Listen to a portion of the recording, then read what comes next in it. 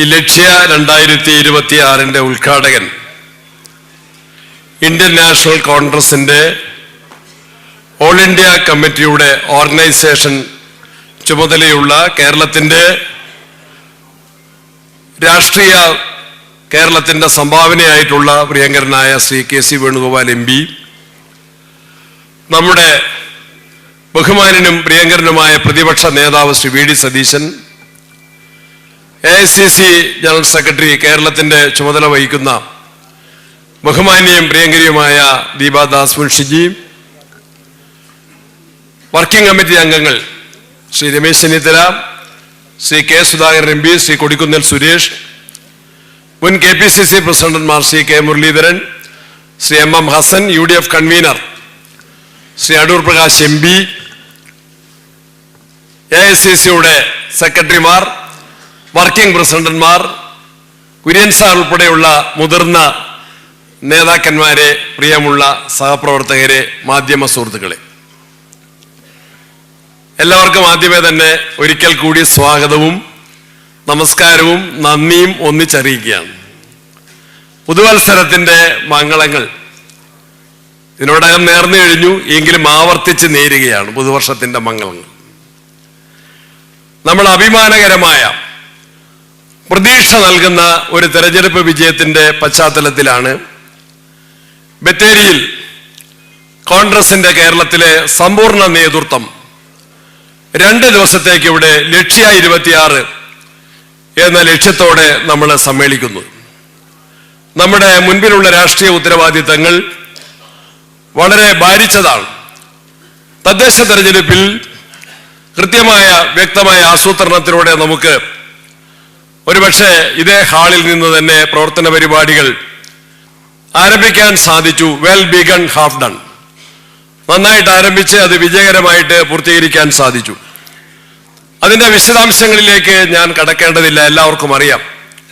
രാഷ്ട്രീയ കേരളം മാത്രമല്ല, ഞങ്ങൾ ഡൽഹിയിൽ AICCയുടെ പ്രോഗ്രാമിൽ ചെന്നപ്പോൾ ബഹുമാന്യായ സോണിയാജിയും രാഹുൽജിയും പ്രിയങ്കാജിയും ഖാർഗെജിയും ഉൾപ്പെടെ കേരളത്തിലെ കോൺഗ്രസിനെ പ്രത്യേകമായി അഭിനന്ദിച്ചത് UDFന് എല്ലാ അഭിനന്ദനങ്ങളും അറിയിച്ച് ഞാൻ ഓർമ്മിക്കുകയാണ്. ബഹുമാന്യായ ഖാർഗെജി പ്രത്യേകമായി സംഘടിപ്പിച്ച വോട്ട് ചോരിക്കെതിരെയുള്ള പ്രത്യേകമായ സമ്മേളനത്തിലും എടുത്ത് പരാമർശിച്ച് പറഞ്ഞ ഒരു കാര്യം, കേരളത്തിൽ ഐക്യ ജനാധിപത്യ മുന്നണി നേടിയ അഭിമാനകരമായ വിജയം തന്നെയാണ്. നമുക്കെല്ലാവർക്കും അറിയാം. ആ വിജയം ഒട്ടേറെ വെല്ലുവിളികൾ നേരിട്ടുകൊണ്ടാണ് നമുക്ക് നേടിയെടുക്കാൻ സാധിച്ചത്. തദ്ദേശ തെരഞ്ഞെടുപ്പ് അതൊരു ഈസി വാക്ക് ഓവർ ആയിരുന്നില്ല, അനായാസേന ജയിച്ചതല്ല. സർക്കാരിന്റെ എല്ലാ സംവിധാനങ്ങളും ദുരുപയോഗം ചെയ്ത ഒരു തെരഞ്ഞെടുപ്പായിരുന്നു തദ്ദേശ തെരഞ്ഞെടുപ്പ്. ഒന്നാമതായിട്ട് പ്രതിപക്ഷത്തിന്റെ അസാന്നിധ്യത്തിൽ കേരളത്തിൽ പഞ്ചായത്തി രാജ് നിയമത്തിലൊരു ഭേദഗതി കൊണ്ടുവന്നു ഗവൺമെന്റ്. എന്തിനു വേണ്ടിയാണ്? പഞ്ചായത്തുകളുടെ ശാക്തീകരണത്തിനല്ല, അധികാര വികേന്ദ്രീകരണത്തിനല്ല, സ്ത്രീ ശാക്തീകരണത്തിനല്ല. തെരഞ്ഞെടുപ്പിന് മുൻപായിട്ട് പഞ്ചായത്ത് വാർഡുകളെ രാഷ്ട്രീയ ലക്ഷ്യത്തോടെ വികൃതമാക്കി വെട്ടിമുറിക്കുക എന്ന ഒറ്റ ലക്ഷ്യത്തിലായിരുന്നു പഞ്ചായത്ത് രാജ് അമെൻമെന്റ്. അന്ന് കേരള നിയമസഭയിൽ പ്രതിപക്ഷ നേതാവും ഞങ്ങളെല്ലാവരും അന്നൊരു പ്രക്ഷോഭത്തിലായിരുന്നു. ആശാ വർക്കർമാരുടെ സമരത്തിന് ധാർമ്മിക പിന്തുണ നൽകി നമ്മൾ നടുത്തളത്തിലിറങ്ങി. ആ സമയത്ത് തദ്ദേശ സ്വയംഭരണ വകുപ്പിന്റെ മന്ത്രി നേരത്തെ അവതരിപ്പിച്ച പ്രമേയം പഞ്ചായത്തി രാജ് നിയമ ഭേദഗതി സബ്ജക്ട് കമ്മിറ്റിക്ക് വിടാൻ ആയിരുന്നു പ്രമേയം. സബ്ജക്ട് കമ്മിറ്റിക്ക് പോയിരുന്നെങ്കിൽ നമ്മുടെ മെമ്പർമാർ അഭിപ്രായം രേഖപ്പെടുത്തും, ആ ബില്ലിന്റെ വിയോജനക്കുറിപ്പ് രേഖപ്പെടുത്തും, അവർക്ക് സംസാരിക്കാൻ സാധിക്കും. പ്രതിപക്ഷത്തിന്റെ അംഗങ്ങൾ ഭേദഗതികൾ നിർദ്ദേശിക്കും, ആ ഭേദഗതി നിയമസഭയിൽ ചർച്ച ചെയ്യും. ഇതിന് അവസരം കിട്ടും എന്ന് കരുതി ഞാൻ തന്നെ അമെൻമെന്റ് കോൺഗ്രസ് ലെജിസ്ലേച്ചർ പാർട്ടിയിൽ അമെൻമെന്റ് കൊടുത്തിരുന്നു. പക്ഷേ പ്രതിപക്ഷത്തിന്റെ അസാന്നിധ്യത്തിൽ നമ്മുടെ സഭയിലുണ്ട്, പക്ഷെ നമ്മൾ നടുത്തളത്തിലാണ്, അതൊരു യാഥാർത്ഥ്യമായിരുന്നു.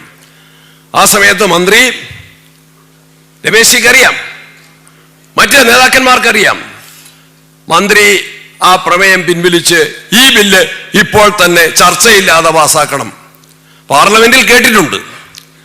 ആ രൂപത്തിലാണ് കേരളത്തിൽ പഞ്ചായത്ത് രാജ് ഭേദഗതി നിയമം പാസാക്കി പഞ്ചായത്തുകളുടെ വാർഡുകളെ വികൃതമായിട്ട് ചെരുപ്പിനനുസരിച്ച് കാലുമുറിക്കുന്ന പോലെ വെട്ടിമുറിച്ചത്. അതിന്റെ ഫലം എന്തായിരുന്നു? ഒരുപാട് ഉദാഹരണങ്ങൾ. ഞാൻ ഒറ്റ കാര്യം മാത്രം.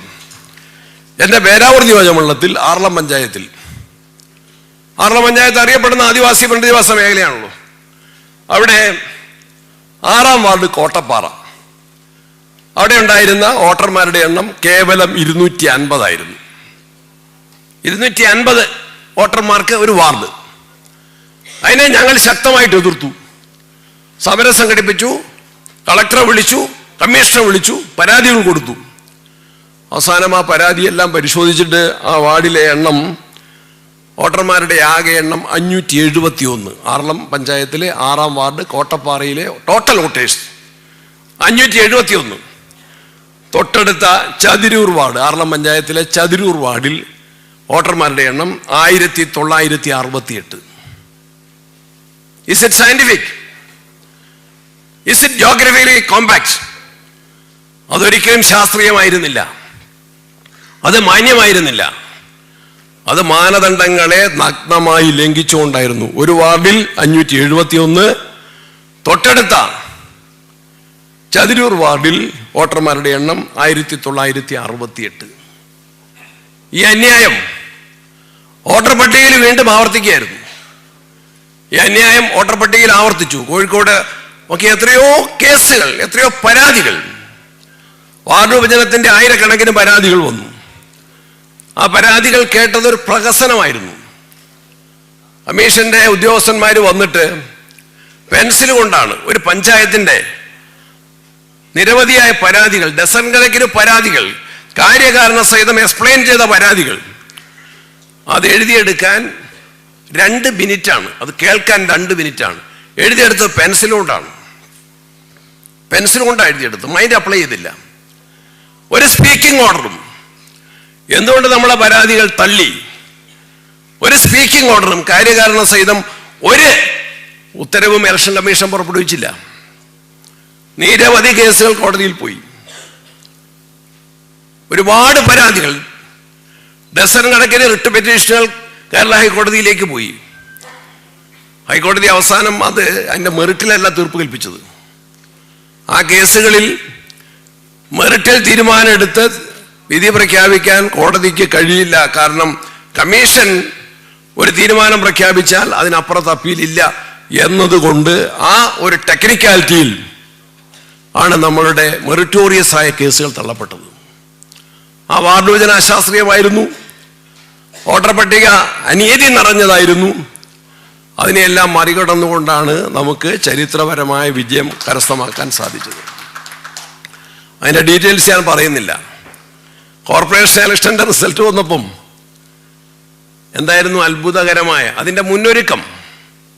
കണ്ണൂരിൽ ശ്രീ കെ സുധാകരൻ, മുൻ KPCC പ്രസിഡന്റ്; തൃശ്ശൂരിൽ, കോഴിക്കോട് ശ്രീ രമേശ് ചെന്നിത്തല, മുൻ KPCC പ്രസിഡന്റ്; തൃശ്ശൂരിൽ AICC secretary Shri Roji John തന്നെ; എറണാകുളത്ത് പ്രതിപക്ഷ നേതാവ് ശ്രീ VD സതീശൻ; കൊല്ലത്ത് മുൻ മന്ത്രി ശ്രീ VS ശിവകുമാർ; തിരുവനന്തപുരത്ത് ശ്രീ K മുരളീധരൻ, മുൻ KPCC president Shri K Muraleedharan. ഇവർ നേതൃത്വം നൽകിക്കൊണ്ട് കോർപ്പറേഷനുകളിൽ നമ്മൾ ശക്തമായ ഉചിതമായിട്ടുള്ള പ്രവർത്തനങ്ങളുമായിട്ട് മുന്നോട്ട് പോയി. അതിൻ്റെ റിസൾട്ടാണ് കോഴിക്കോട് കോർപ്പറേഷൻ നമുക്ക് നഷ്ടപ്പെട്ടത്. ടോട്ടൽ 150 വോട്ടിന്റെ വ്യത്യാസത്തിലാണ്. ഈ കള്ളക്കളികൾ വാർഡ് വിഭജനം BJPക്ക് അനുകൂലമായിട്ട് നടത്തി കൊടുത്തു. വോട്ടർ പട്ടികയിൽ ഒരുപാട് അപാകതയുണ്ടായി. എന്നിട്ടും കോഴിക്കോട് കോർപ്പറേഷൻ നമുക്ക് നഷ്ടമായത് 150 വോട്ടിന്റെ വ്യത്യാസമാണ്. അപ്പൊ ഈ ഇലക്ഷനിൽ കോർപ്പറേഷൻ, ജില്ലാ പഞ്ചായത്തുകൾ, മുനിസിപ്പാലിറ്റികൾ, ബ്ലോക്ക് പഞ്ചായത്തുകൾ, ഗ്രാമപഞ്ചായത്ത് 200 എണ്ണം കഴിഞ്ഞ ഇലക്ഷന് LDFന് അധികം ലഭിച്ചിരുന്നു ഗ്രാമപഞ്ചായത്തുകളെങ്കിൽ ഇപ്രാവശ്യം 200 എണ്ണം നമുക്ക് അധികമാണ് ലഭിച്ചത്. ആ പ്രവർത്തനത്തിൽ ശക്തമായി പങ്കാളികളായ കേരളത്തിലെ കോൺഗ്രസിന്റെയും UDFന്റെയും മുഴുവൻ നേതാക്കന്മാർക്കും പ്രവർത്തകർക്കും നല്ലവരായ ജനങ്ങൾക്കും കേരള പ്രദേശ് കോൺഗ്രസ് കമ്മിറ്റിയുടെ നന്ദി അറിയിക്കുകയാണ്. ഈ ഇലക്ഷൻ വിജയത്തിൽ ഇവിടെ KCM ദീപാജി ഇവിടെ ഇരിക്കുന്നുണ്ട്. AICCയുടെ അകമഴിഞ്ഞ സപ്പോർട്ട് സാധാരണ ഒരു ലോക്കൽ ബോഡി ഇലക്ഷനിൽ ഒരിക്കലും ഉണ്ടാകാത്ത രൂപത്തിൽ അതിൻ്റെ നിരീക്ഷണം 3 സെക്രട്ടറിമാർ അവരെല്ലാവരും ഒരുപാട് യാത്ര ചെയ്ത് ഹാർഡ് വർക്ക് ചെയ്ത് നമ്മളെ ടീം വർക്കിലേക്ക് അവർ നയിച്ച് എല്ലാ കാര്യങ്ങളും ശ്രദ്ധിച്ച് എല്ലാ നേതാക്കന്മാരും ഒത്തുപിടിച്ച് UDFന്റെ നല്ല ടീം വർക്ക്, കോൺഗ്രസിന്റെ നല്ല team work, hard work coupled വിത്ത് ടീം വർക്ക്, അതായിരുന്നു ഈ വിജയത്തിന്റെ മന്ത്രം, വിജയത്തിന്റെ തന്ത്രം എന്ന് ഞാൻ മനസ്സിലാക്കുന്നു. അതിൽ അണിനിരുന്ന എല്ലാവർക്കും പ്രത്യേകമായിട്ടുള്ള നന്ദി അറിയിക്കുകയാണ്. Heard melodies are sweet, non heard are sweeter. കേട്ട ഗാനങ്ങൾ മധുരമുള്ളവയാണ്, കേൾക്കാനുള്ള ഗാനങ്ങൾ കൂടുതൽ മാധുര്യമേറിയവ തന്നെയാണ്. കേരളത്തിലെ ജനങ്ങൾ ഇവിടെ വയനാട് DCC പ്രസിഡന്റ് പറഞ്ഞതുപോലെ കേരളത്തിലെ ജനങ്ങൾ, ജനാധിപത്യ വിശ്വാസികൾ, സമാധാനം കാംക്ഷിക്കുന്ന ആളുകൾ, കേരളത്തിന്റെ വികസനം കാംക്ഷിക്കുന്ന ആളുകൾ, സ്വൈര ജീവിതം ആഗ്രഹിക്കുന്ന ആളുകൾ, അവർ ഈ കോൺഗ്രസ് നേതൃത്വത്തെ, ഈ യോഗത്തെ, ഈ ക്യാമ്പിനെ വളരെ പ്രതീക്ഷയോടെയാണ്, താല്പര്യത്തോടെയാണ് വീക്ഷിക്കുന്നത്. നമ്മളിൽ കൂടുതൽ ഉത്തരവാദിത്തങ്ങൾ അർപ്പിതമായിരിക്കുകയാണ്. ഈ വിജയത്തിന്റെ തുടർച്ച, നമുക്ക് തദ്ദേശ തെരഞ്ഞെടുപ്പിന്റെ വിജയത്തിന്റെ തുടർച്ച അസംബ്ലി തെരഞ്ഞെടുപ്പിലും ഇതിനേക്കാൾ മിന്നുന്ന വിജയമായി ആവർത്തിക്കാൻ സാധിക്കും എന്ന കാര്യത്തിൽ സംശയമില്ല. അതിനുള്ള ഒരുക്കങ്ങളുമായിട്ടാണ് ഈ ക്യാമ്പ്. ഡീറ്റെയിൽസൂടെ സംസാരിക്കും. ഈ ക്യാമ്പിൽ സംബന്ധിക്കുന്ന എല്ലാവരും പിരിഞ്ഞു പോകുമ്പോൾ ഇവിടെ എടുക്കുന്ന തീരുമാനങ്ങൾ എല്ലാ തലങ്ങളിലും നമുക്കറിയാം. വോട്ടർ പട്ടികയാണ് ഏറ്റവും പ്രധാനപ്പെട്ടത്. തദ്ദേശ തെരഞ്ഞെടുപ്പിലും വോട്ടർ പട്ടികയ്ക്ക് പ്രാധാന്യം നൽകി. വാർഡ് കമ്മിറ്റികൾ രൂപീകരിച്ചു. പുതിയ വാർഡുകൾ വന്നപ്പോൾ അതനുസരിച്ച് വാർഡ് കമ്മിറ്റികൾ രൂപീകരിച്ചു. അന്ന് നമ്മൾ ബൂത്ത് കമ്മിറ്റികളെ സ്വല്പം ഒന്ന് മരവിപ്പിച്ചു. ഇപ്പൊ ആ ബൂത്ത് കമ്മിറ്റികളെ പുനർജീവിപ്പിക്കണം. പുതിയ ബൂത്തുകളുടെ എണ്ണം കൂടുന്നതിനെ കുറിച്ചൊക്കെ ആളുകൾക്ക് ധാരണയുണ്ട്. ആ ബൂത്തുകളുടെ പുതിയ അതിർത്തി കുറെ അശാസ്ത്രീയതയുണ്ട്. SIRൽ ഒരുപാട് അശാസ്ത്രീയതയും അന്യായവുമുണ്ട്. അതെല്ലാം പരിഹരിച്ചു പോകാൻ നമുക്ക് സാധിക്കണം. അതിനെല്ലാവരുടെയും സഹകരണം അഭ്യർത്ഥിക്കുകയാണ്. ക്യാമ്പിൽ പ്രസംഗങ്ങളെക്കാൾ ഉപരി ചർച്ചയ്ക്കാണ് പ്രാധാന്യം. ചർച്ചയിലൂടെ ഉരുത്തിരിയുന്ന യുക്തമായ ശക്തമായ തീരുമാനങ്ങൾ നടപ്പിലാക്കാൻ എല്ലാവരുടെയും സഹായ സഹകരണം ഉണ്ടാകണം. അച്ചടക്കത്തോടെ ഈ ക്യാമ്പ് മുന്നേറണം, സമാപിക്കണം.